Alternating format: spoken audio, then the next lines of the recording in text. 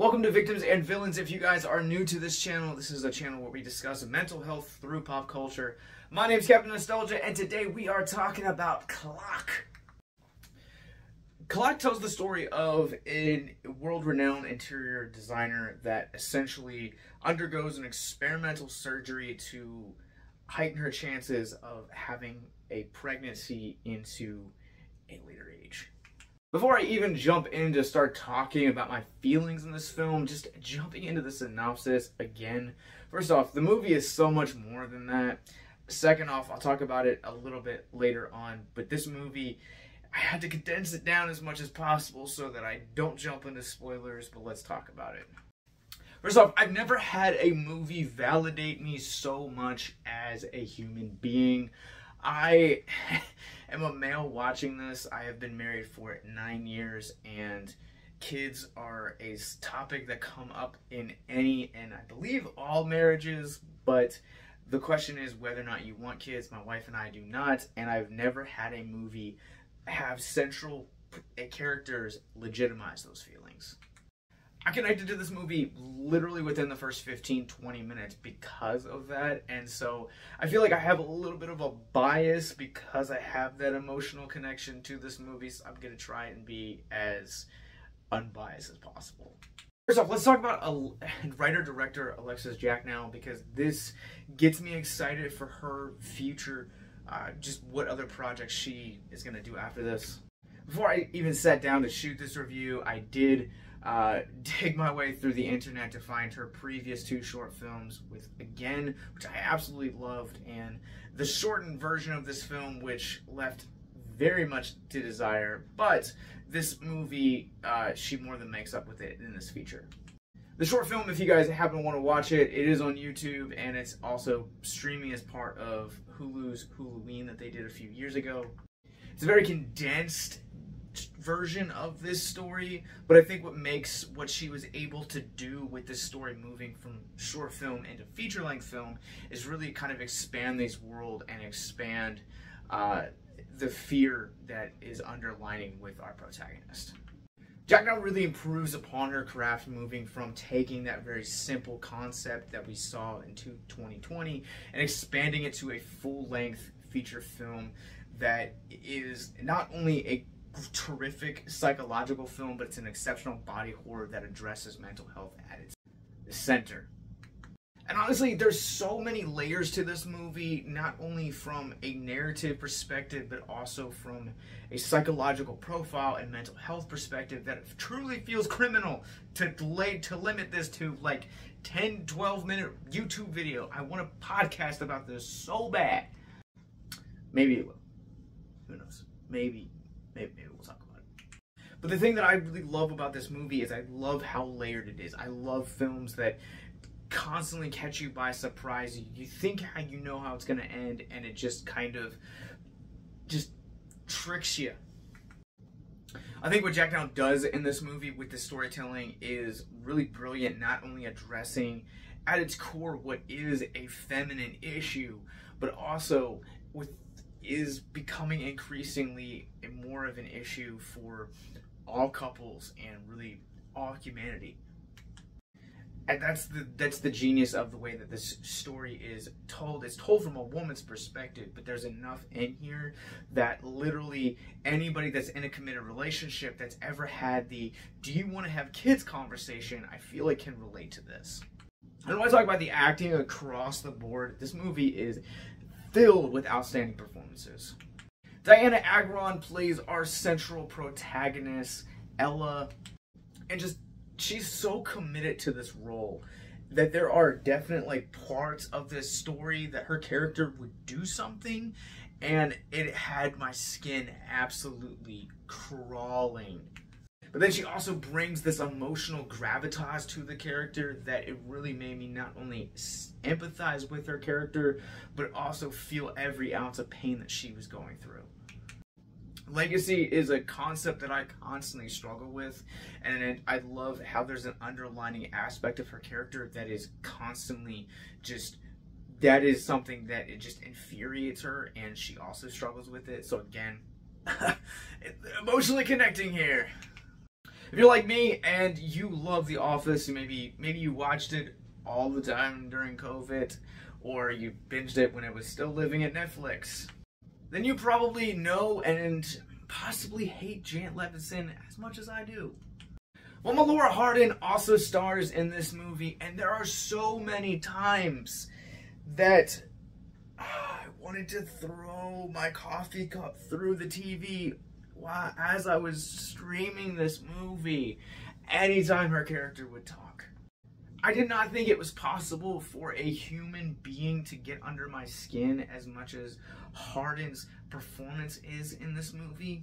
And that, again, is praise for Hardin as a character actor, because she plays mean so well. But here, she just has this layer of kind of one of those villains that doesn't really think that she's a villain. She's kind of like resetting the order. She kind of thinks that she's right in her book. And honestly, from a storytelling perspective, those are the best kinds of antagonists that think they are the heroes in the story. I absolutely love Hardin's performance in this, and she is such a great juxtaposition to Agron's performance in here. I talked earlier about the psychological aspect of this movie. Like, yes, the character is also struggling in her own mental health, but also I love how a lot of the aspects of the narrative kind of push that forward into the second and third act. It offers up a lot of really big surprises, but also at the same time, it amplifies the mental health of the character. I feel like this is the first time in a long time that I've really addressed mental health as a part of the review, not just in the mental health review. And I feel like for a movie like Clock, it is so vital to the lifeblood of the film that I'm going to keep talking about it. Plus, the more that we are conversating about mental health and the struggles that we are going through and being vulnerable, the more that stigma surrounding mental health is actually taken away.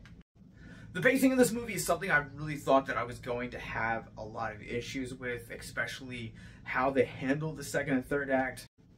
But I'm really glad that I didn't kind of jump to conclusions and kind of willingly held my breath to see how the story played out, because so much of what happens in the back half of the second act and into the third act and by the film's finale, you need all of those surprises. And so it might feel like the pacing's a little bit awkward about that halfway point, but I promise you it is worth it.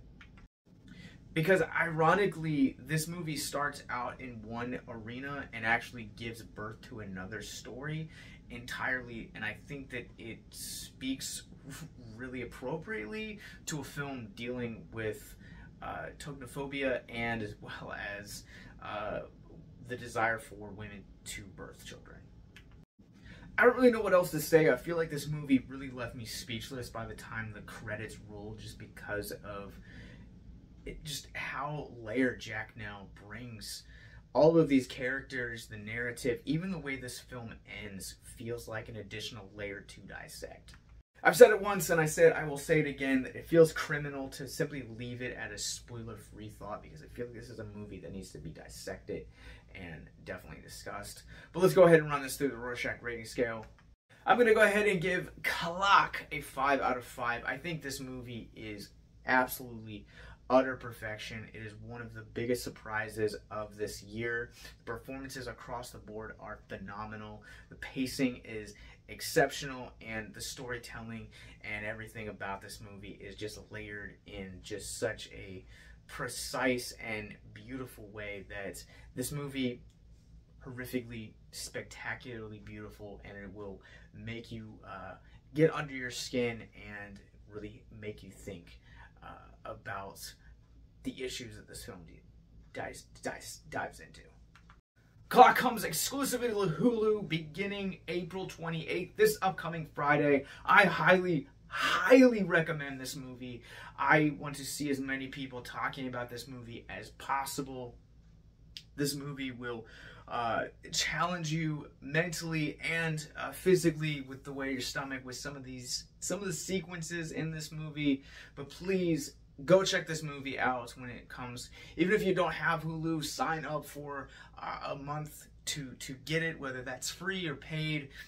Go watch this. I absolutely cannot wait to see what Alexis Jack now does next, because this movie was such a home run in terms of a big screen debut. Let's talk about mental health. If you guys are new to our content, a mental health moment is where we'll take a theme of mental health out of the film which we're talking about, talk about it for a few moments in the hopes to deconstruct the stigma surrounding mental health.